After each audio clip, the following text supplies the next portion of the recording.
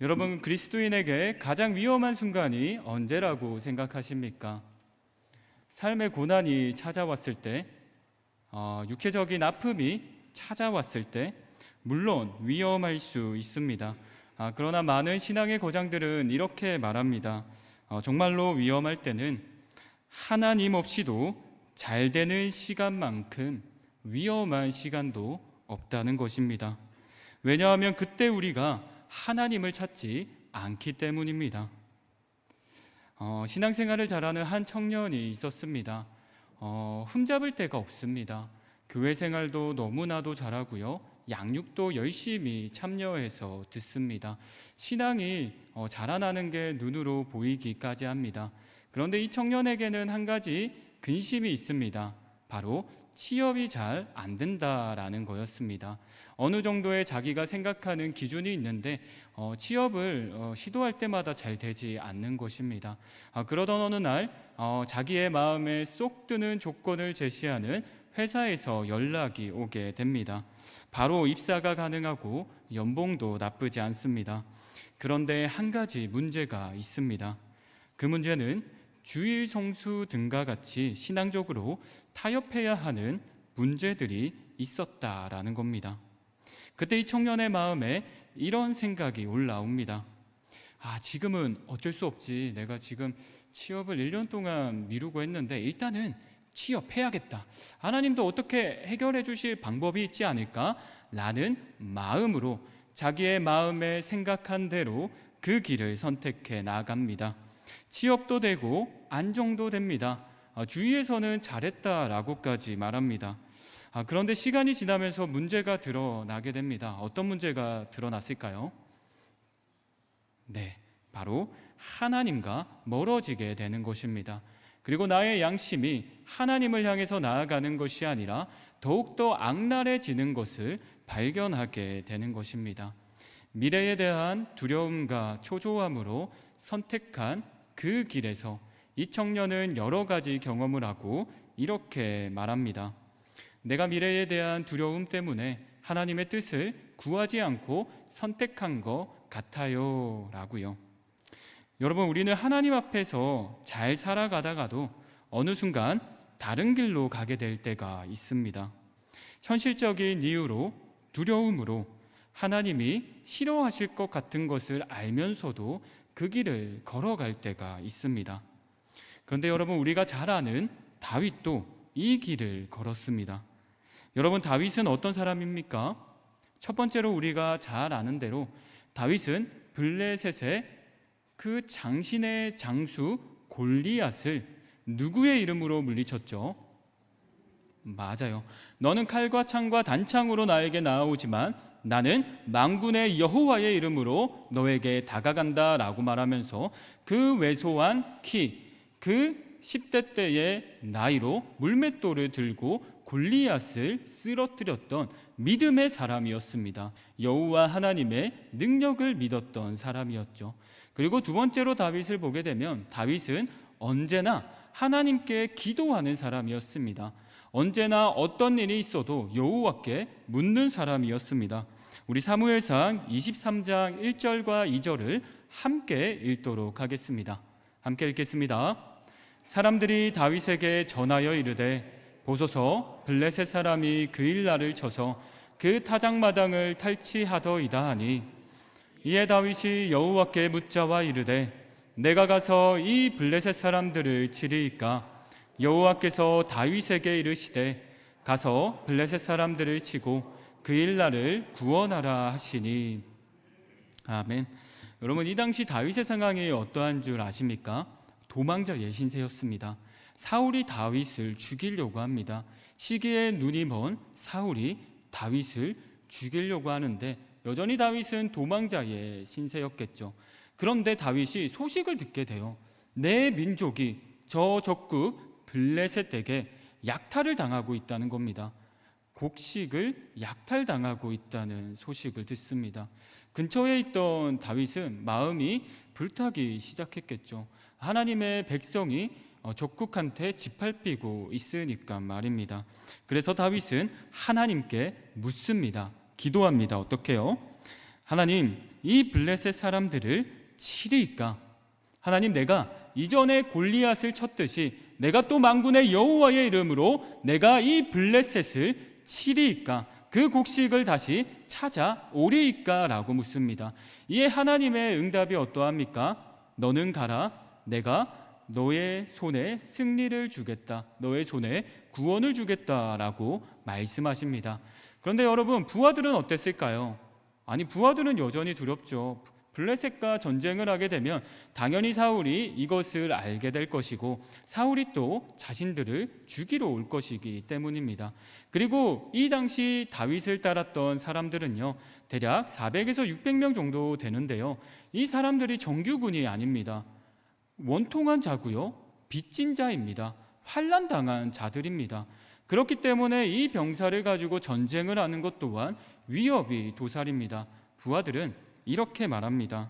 아니, 죽은 도망자 신세인 우리가 사울에게서 목숨을 부지하는 것도 이렇게 힘든데 어찌 그일라까지 구하면서 블레셋과 전쟁을 해야 합니까? 라고 묻습니다. 다윗의 상황을 생각해 보시기 바랍니다. 적절히 타협할 수 있습니다. 야, 그래, 내 지금 신세가 그일라를 구할 정도는 아니야. 그래, 지금은 가만히 있는 게 좋겠다 라고 생각할 수도 있습니다. 그런데 다윗은 4절에 보면 여전히 하나님께 또 묻습니다. 어떻게 묻습니까? 우리 4절 말씀을 함께 읽도록 하겠습니다. 다윗이 여호와께 다시 묻자온데 여호와께서 대답하여 이르시되 일어나 그일라로 내려가라. 내가 블레셋 사람들을 내 손에 넘기리라 하신지라. 아멘. 다윗은 한 번 더 묻습니다. 부하들은 안 된다, 안 된다. 우리의 상황을 봐라. 어떻게 우리가 블레셋을 무찌르고 어떻게 우리가 구하냐. 우리는 사울의 그 시야에도 도망가야 된다라고 말합니다. 그런데 다윗의 마음은 편치 않았고 그 마음을 하나님께 구하는 거죠. 그리고 그 마음이 하나님의 마음을 시원케 합니다. 너희는 가라. 내가 구원하겠다라고요. 그리고 나서 다윗과 그 부하들은 그 그일라 백성을 도와줍니다. 그런데 사울이 알았을까요? 몰랐을까요? 당연히 사울 귀에 다윗의 소식이 들어갔고 이제 사울이 내려오게 됩니다. 이때도 다윗은 어떠했을까요? 여호와께 묻습니다. 어떻게 묻습니까? 하나님, 사울이 내려옵니까? 하나님, 내가 그일라 지역에 있으면 내가 구한 그일라 백성들이 나를 사울에게 넘기겠습니까? 라고 묻습니다. 그때 다윗아, 너는 그 그일라를 벗어나라 라고 말합니다. 사울의 손에 넘어간다라는 거죠. 어쩌면 우리는 생각할 수 있습니다. 다윗이 하나님의 뜻을 따랐고 그 하나님의 뜻을 따랐기에 상황은 더 좋아질 것만 같습니다. 그런데 상황은 여전히 좋아지지 않습니다. 그럼에도 불구하고 다윗의 태도는 변했나요? 변하지 않았나요? 변하지 않았습니다. 그럼에도 불구하고 상관없이 하나님께 기도하는 사람이 누구였다라고요? 다윗이었습니다. 그런 다윗이 몇 년간의 도망자 신세를 면치 못하고 살아갑니다. 그럴 때 다윗의 태도가 바뀌게 됩니다. 우리 사무엘상 27장 1절과 2절의 말씀을 함께 읽도록 하겠습니다. 함께 읽겠습니다. 다윗이 그 마음에 생각하기를 내가 후일에는 사울의 손에 붙잡히리니 블레셋 사람들의 땅으로 피하여 들어가는 것이 좋으리로다.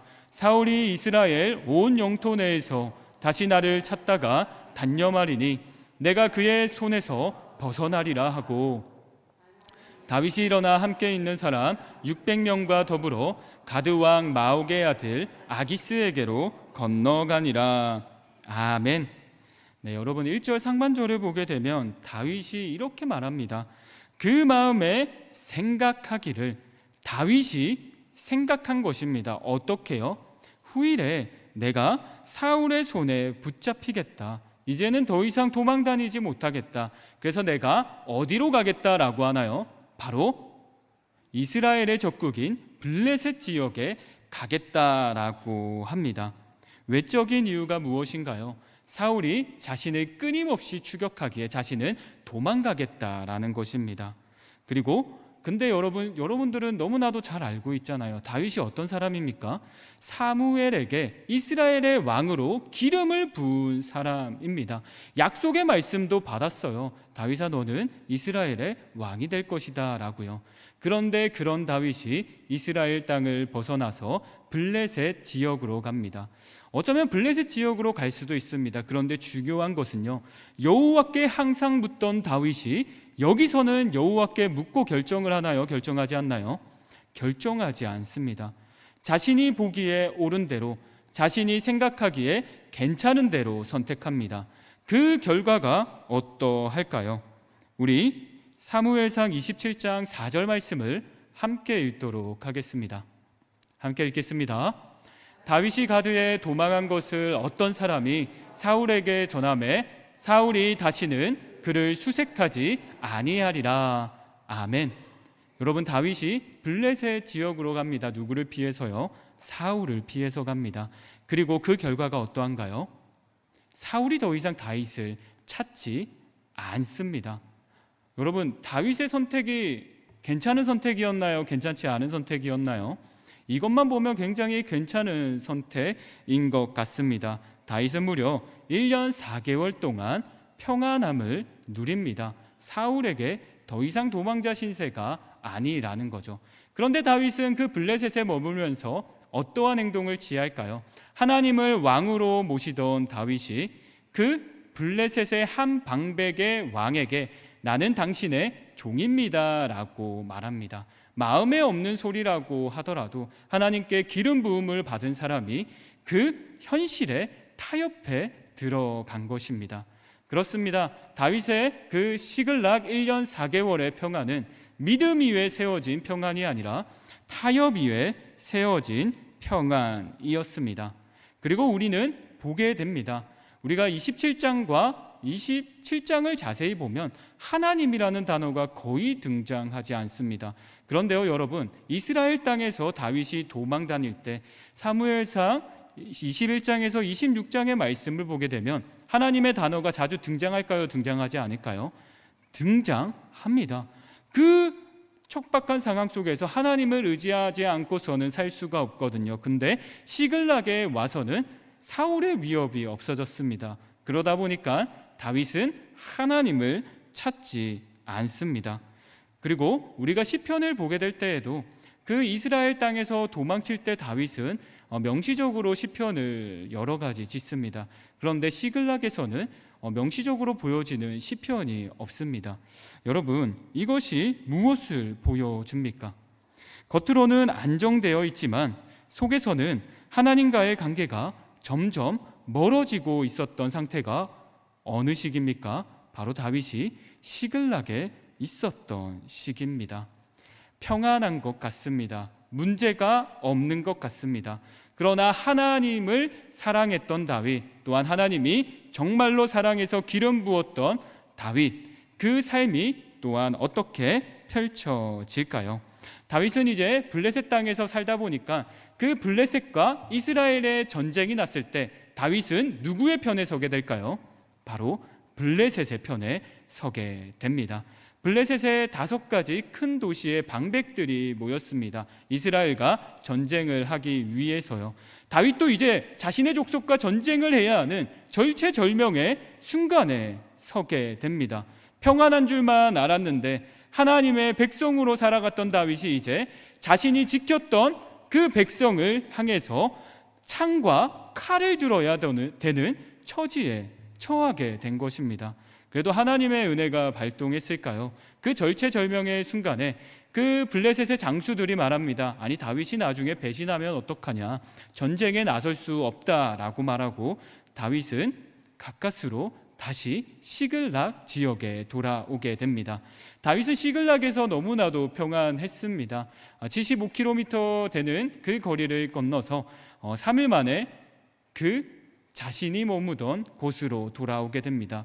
그런데 그 시글락이 어떻게 되었나요?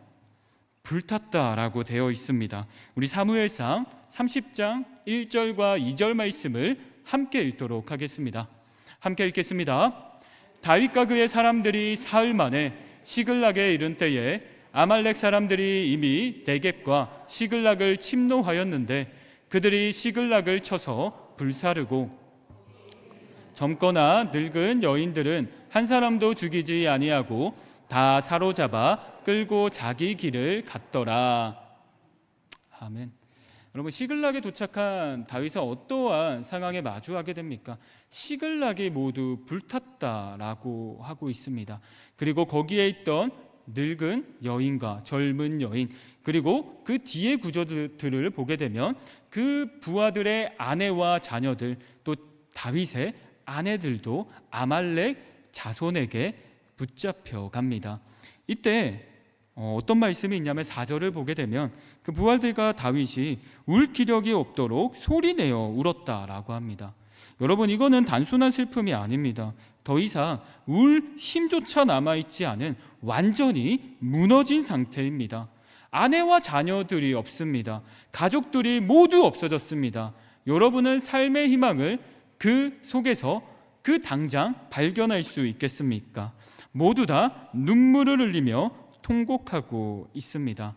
이제 다윗은 타협이 주었던 평안이 깨지고 더 깊은 위기를 마주하게 됩니다. 그리고 여기서 끝나지 않습니다.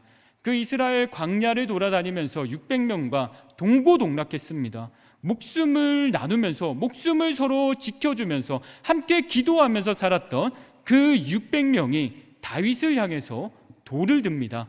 우리 6절 말씀을 함께 읽도록 하겠습니다. 함께 읽겠습니다. 백성들이 자녀들 때문에 마음이 슬퍼서 다윗을 돌로 치자 하니 다윗이 크게 다급하였으나 그의 하나님 여호와를 힘입고 용기를 얻었더라. 아멘. 여러분, 상반절만 보면 다윗이 정말 아꼈던 사람들입니다. 그리고 부하들도 다윗을 아꼈습니다. 그런데 분명히 그 이스라엘 땅에서도 하나님을 찾으면서 도망 다닐 때도 위기가 있었습니다. 그런데 다윗에게 돌을 들진 않았습니다. 그런데 그 시글락 땅에서는 어떤가요?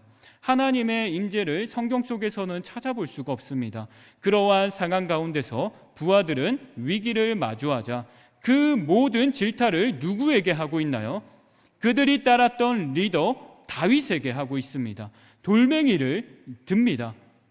여러분, 리더는 참으로 외로운 직책인 것 같습니다. 성경을 보게 될 때도, 모세를 보게 될 때도 뭐만 잘못하면 리더를 향해 돌을 던집니다. 은혜가 사라지면 모든 잘못은 리더의 잘못이 되는 거죠. 누군가는 책임져야 하니까 어쩌면 당연한 이치인 것도 같습니다. 그런데 우리는 알고 있습니다. 하나님의 은혜가 있으면 서로 원망하는 것이 아니라 서로의 아픔을 감싸줍니다. 여러분, 우리 신일교회 공동체가 어떠한 위기가 찾아왔을 때 우리가 서로를 향해 돌을 던지는 공동체가 아니라 하나님의 은혜가 가득 차서 서로를 아껴주고 보다듬어주는 공동체가 되기를 주님의 이름으로 축복합니다. 여러분, 다윗은 여기서 낙담할 수도 있고 넘어질 수도 있습니다. 두려움에 사로잡혀서 이제 인생을 마칠 수도 있습니다. 그러나 다윗은 이때 드디어 하나님을 찾기 시작합니다. 다급하였습니다. 이 다급하였다라는 뜻의 그 원뜻을 찾아보니까 우겨싸여졌다라는 말이 있더라고요. 한마디로 사방으로 우겨싸여졌습니다. 이때 다윗은 하나님께 무릎을 꿇습니다. 그리고 하나님께 용기를 얻고요. 다시 하나님께 물었던, 하나님 무세였던 다윗이 그 신앙을 복귀해서 나아갑니다. 우리 사무엘상 30장 8절 말씀을 함께 읽도록 하겠습니다. 함께 읽겠습니다. 다윗이 여호와께 묻자와 이르되 내가 이 군대를 추격하면 따라잡겠나이까 하니 여호와께서 그에게 대답하시되 그를 쫓아가라. 내가 반드시 따라잡고 도로 찾으리라. 아멘. 여러분, 저는 그 사무엘상 말씀을 읽으면서 8절 말씀이 얼마나 반가웠는지 모릅니다. 드디어 다윗이 하나님께 기도합니다. 참 좋을 때도 하나님을 찾았으면 얼마나 좋았을까 싶지만 그 어려운 상황에 찾아왔을 때도 그 무릎을 꿇은 용기가 정말 대단하다 생각했습니다. 그래도 하나님이 도와주실까라는 그 지푸라기를 안 잡을 수도 있지만 다윗은 잡았다라는 것입니다. 그리고 나서 하나님의 응답이 무엇입니까? 하나님은 마치 기다렸던 것 같아요. 둘째 아들이 다시 내 품으로 돌아오기를, 다윗이 다시 내 품 안에 돌아와 내한테 무릎을 꿇고 기도하기를 기다렸던 것 같습니다. 하나님은 다윗에게 바로 응답합니다. 다윗아, 너가 가라. 내가 그 사람들을 구원하게 하겠다라고 말합니다.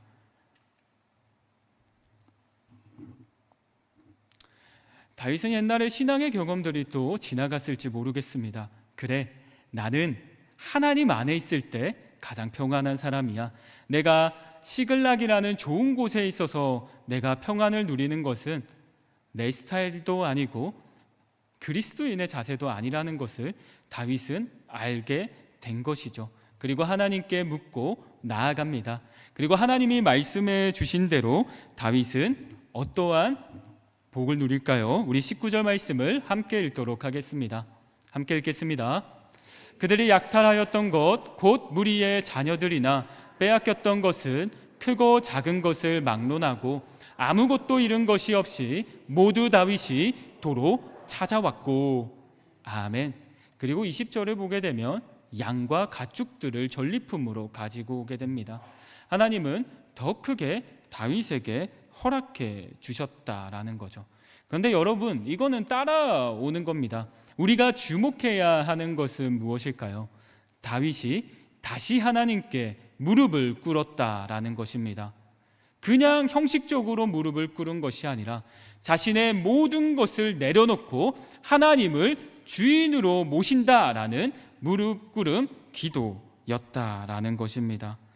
여러분, 시글락에 있을 때는 겉으로는 평안해 보였습니다. 그러나 그것은 온전한 평안이 아니었습니다. 그가 시글락에 머무게 될 때 자신이 사랑했던 민족에게 창과 칼을 겨누어야 되는 위기도 찾아오고요. 그리고 아말렉에게 위협을 당해서 자신의 가족들, 부하의 가족들이 다 죽게 되는 위기에도 처하게 됩니다. 그러나 그러한 위기가 찾아왔을 때도 다윗이 하나님을 찾았을 때 하나님은 마치 기다렸다는 듯이 다윗의 기도를 들으시고 맞이해 주십니다. 여러분, 우리가 기억해야 할 것이 무엇입니까? 여러분은 두려움이 찾아올 때 그 두려움과 초조함 때문에 하나님이 싫어하시는 것을 알면서도 내가 기도하면 하나님이 허락 안 해주시겠지라는 마음을 가지고 그냥 내 마음과 뜻대로 그 길을 선택하지는 않으십니까? 아니면 지금 이 자리에 그것을 선택하고 앉아있지는 않으십니까? 만약 그런 분이 있다면 지금도 늦지 않았습니다. 다시 하나님께 묻고 나아가는 여러분 되기를 주님의 이름으로 축복합니다. 여러분, 무너진 자리에서 믿음은 여전히 피어납니다. 하나님은 우리를 쉽게 놓치지 않으시는 분이십니다. 우리가 기도하는 제목들이 있었습니다. 그러나 그 기도 제목들이 10년이 지나도 20년이 지나도 이루어지지 않으니까 포기하지는 않았습니까? 하나님의 능력이 없다고 인정하면서 그냥 겉으로 신앙생활하지 않으십니까? 그런 분이 있다면 지금 이 시간 다시 하나님께 무릎 꿇고 하나님께서 이루실 그때를 고대하면서 기도하면서 나아가는 여러분 되기를 주님의 이름으로 축복합니다. 무너진 자리에서 믿음은 피어날 수 있습니다. 그리고 늦었다고 생각할 때가 정말 늦은 게 아니라 하나님께서는 기다리고 계십니다.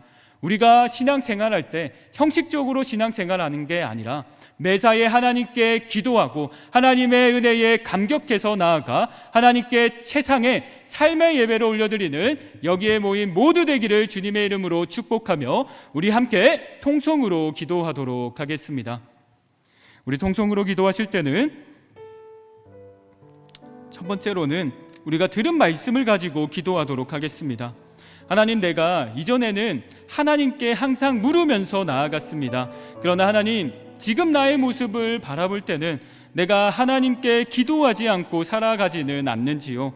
마치 내 선택이 옳은 것 마냥 내 선택이 세상적으로 잘 이루어지니까 자기 판단을 믿고 나아가지는 않는지요. 그러나 하나님, 그 신앙에 평안할 때가, 하나님 없이 평안할 때가 가장 위험한 줄을 알고 우리가 다시 주님께 무릎 꿇고 나아가기를 간절히 소망합니다. 그 길이 광야라도 하나님께서 함께하여 주신다면 나는 그곳에서 하나님을 찾겠노라고 우리 지금 이 시간 회개하면서 우리 나아가도록 하겠습니다. 통성으로 기도하시겠습니다. 주여 믿습니다. 주여 믿습니다. 주여 믿습니다.